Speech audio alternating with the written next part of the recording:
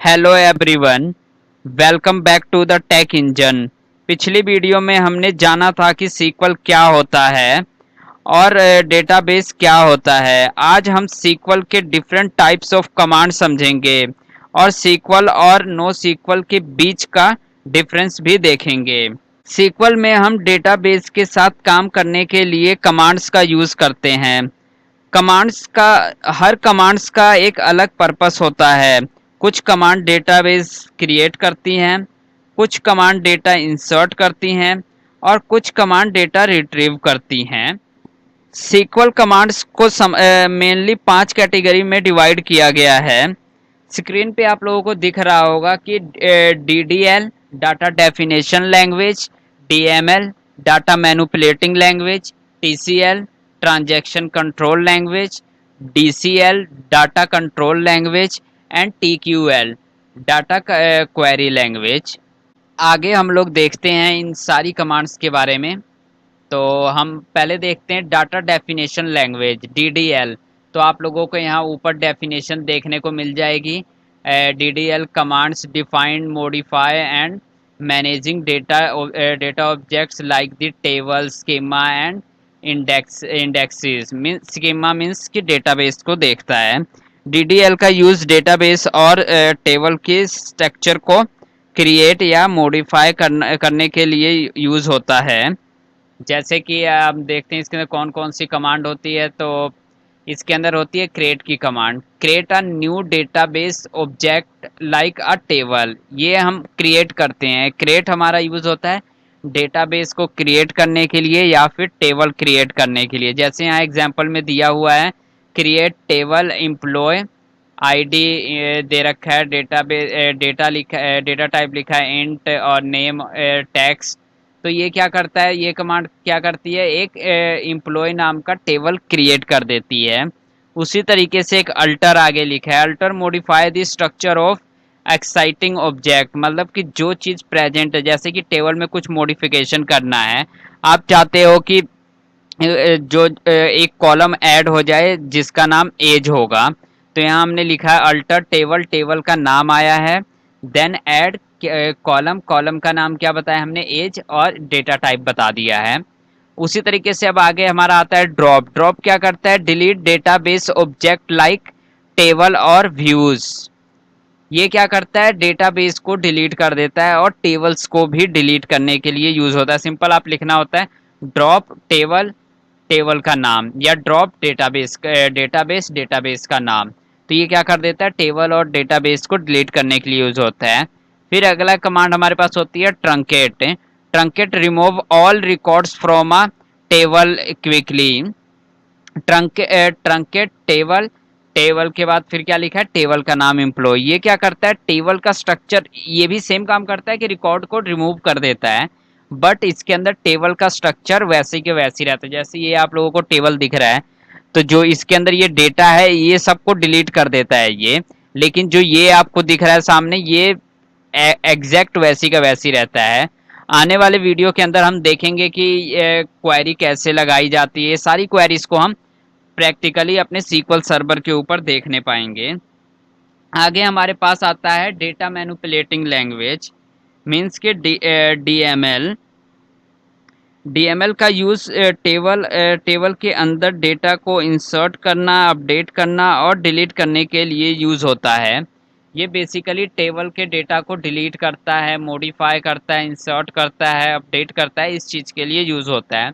जैसे यहाँ हमने लिखा है इंसर्ट। इंसर्ट क्या करता है, add new record to a table. Means कि ये क्या करता है, डेटा के टेबल के अंदर नया रिकॉर्ड इंसर्ट कर देता है, नया रिकॉर्ड डाल देता है। जैसे कि यहाँ इंसर्ट एग्जांपल देख सकते हैं, इंसर्ट इनटू, ये टेबल का नाम आ गया एम्प्लॉयज, और फिर उसके अंदर कॉलम है आईडी, नेम और एज। फिर हमने वैल्यूज़ बताया, वैल्यूज़ के अंदर हमने एक आईडी दिया 1, और फिर उसके बाद नाम दिया, फिर उसके बाद एज दिया। तो इस तरीके से हमारा ये टेबल के अंदर डेटा इंसर्ट होता है। आगे हमारे पास update. Update modify exciting data in a table. मतलब कि टेबल के अंदर जो भी डेटा होता है उसको अपडेट करता है। Update employees, set age, equals to इतना, वेयर आईडी इक्वल्स टू इतना, मीन्स कि ये अपडेट कर रहा है किस एम्प्लॉय को, एम्प्लॉय टेबल के अंदर अपडेट कर रहा है, और सेट क्या कर रहा है, एज इक्वल्स टू 31, एज को क्या कर दे रहा है 31, वेयर आईडी इक्वल्स टू 1, पहले हमने 30 किया था, यहाँ 31 हो गया, और आईडी कौन से वाले को, जिसकी आईडी 1 है, तो इस तरीके से अपडेट कर देता है। फिर यहाँ आता है delete, remove specific record from the table, ये क्या करता है, डिलीट, ट्रंकेट और ड्रॉप का अगर आप लोगों को डिफरेंस नहीं देखा है तो मैंने एक शॉर्ट्स अपलोड किया है, उसके अंदर इन तीनों का डिफरेंस एक्सप्लेन किया है। आने वाले वीडियोस के अंदर मैं एक और वीडियो बना के इसके अंदर डालूंगा प्लेलिस्ट में, जो तीनों का डिफरेंस बताएगा। डिलीट क्या करता है, एक पार्टिकुलर रिकॉर्ड को डिलीट करता है, जैसे हमारा ड्रॉप होता है वो पूरा का पूरा डेटाबेस और टेबल को डिलीट कर सकता है। उसी तरीके से ट्रंकेट होता है जो हमारा क्या करता है, टेबल के रिकॉर्ड्स को डिलीट कर देता है इकट्ठे, वो मतलब कि एक साथ ही टेबल का रिकॉर्ड पूरा डिलीट कर देगा, बट स्ट्रक्चर सेम रहता है। लेकिन जो डिलीट होता है ये स्पेसिफिक रिकॉर्ड को डिलीट करता है, जैसे यहाँ देख सकते हैं, डिलीट फ्रॉम टेबल का नाम एम्प्लॉय, वेयर कहाँ कौन से को डिलीट करना है, जिसकी आईडी 1 है। फिर उसके बाद आता है हमारा select retrieve data from the database, ये क्या करता है, डेटाबेस में जितने रिट्रीव करने के लिए हेल्प करता है, मतलब डेटा को डिस्प्ले कराने के लिए यूज किया जाता है। जैसे यहाँ पे लिखा हुआ है सिलेक्ट स्टार फ्रॉम एम्प्लॉय, इतना लिख दोगे, स्टार का मतलब होता है कि ये पूरा का पूरा डेटा, जितना भी डेटा है उस टेबल का, वो सारा का सारा एक साथ यहाँ पे दिखा दे। अब देखते हैं ट्रांजैक्शन कंट्रोल लैंग्वेज, टीसीएल। आप लोगों को साथ साथ यहाँ डेफिनेशन देखने को मिल जाएगी कि TCL commands manage database transactions ensuring integrity, ये सब आपके डेफिनेशन यहाँ से आप पढ़ सकते हो। बाकी गूगल एआई आपको इतनी डेफिनेशन दे सकता है जितना आप इंटरव्यू के लिए तैयारी कर सकते हो। तो ये होता क्या है, अगर ट्रांजैक्शन के बीच कोई प्रॉब्लम आ जाए तो हम टीसीएल कमांड्स का यूज़ करते हैं।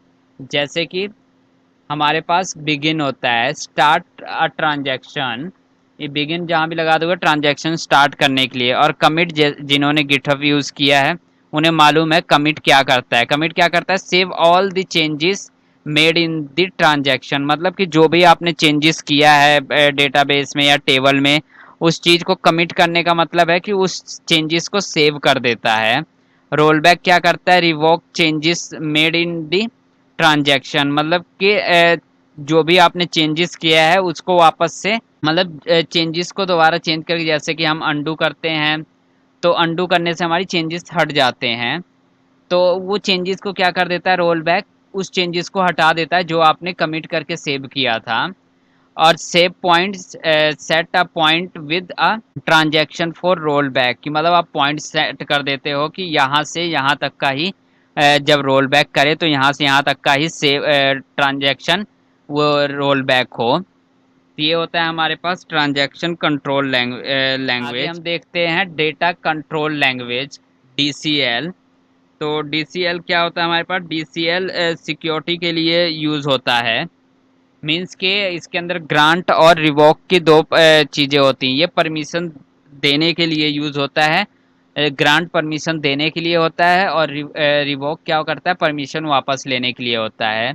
मीन्स कि जैसे कि ग्रांट का दे रखा है, gives specific permission to the user, किसी यूज़र को आप टेबल में कहते हो कि हाँ ये मॉडिफाई कर सकता है या फिर ये डेटा डिलीट कर सकता है, तो आपने उसे परमिशन दे दी। तो सिंपल से इसे लिखने का तरीका है, grant select in insert on employees to user का आईडी।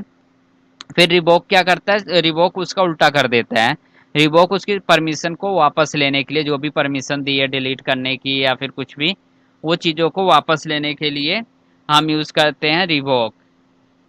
तो आगे देखते हैं, आगे हमारे पास डाटा क्वेरी लैंग्वेज।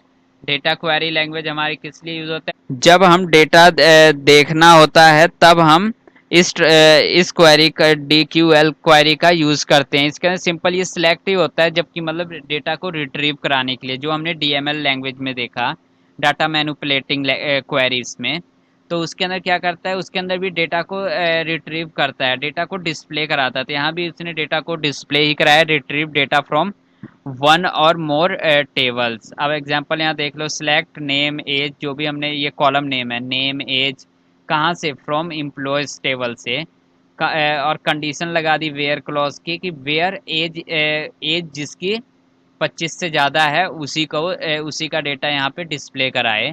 तो इस तरीके से ये हमारे 5 टाइप्स के वो कमांड्स होते।